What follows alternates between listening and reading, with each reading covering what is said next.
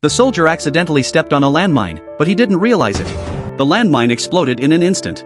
His comrade wanted to rush over to help, but with a crisp sound, the man also unfortunately stepped on a landmine. He dared not move an inch, any slight movement could detonate the mine beneath his foot.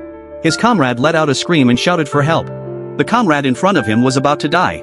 The man made a bold decision, preparing to sacrifice his own thigh to save his comrade. He hoped the mine was rusty and might not explode. But his comrade didn't want him to take the risk. He persuaded the man not to make a decision he would regret for the rest of his life. Then, he resolutely pulled out his pistol, aimed at his temple, and pulled the trigger. Seeing this, the man was heartbroken and desperately called out to his comrade, but his instincts stopped him from making any movement. The man called for help over the radio, but the officer refused his request, saying the helicopter couldn't land. He asked if there was any other way, but the officer told him that there was a squad nearby on a mission, and it would take at least 52 hours to successfully join up with him. To make matters worse, a huge sandstorm was coming. The man quickly wrapped a cloth around his mouth and nose, put on his backpack to add weight, and then stuck his sniper rifle into the sand, preparing for the sandstorm. The swirling sand enveloped the man, and the powerful storm almost blew him away. Despite the severity of the sandstorm, the man still held his ground. As the sky gradually darkened, the man used small twigs to light a fire. Looking at a photo, he thought of his girlfriend.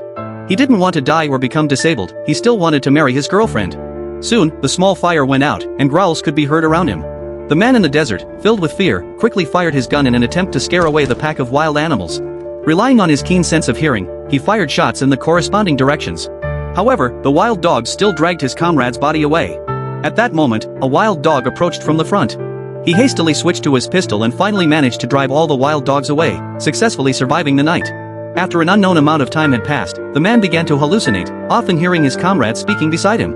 At this point, the man's mental state was on the brink of collapse.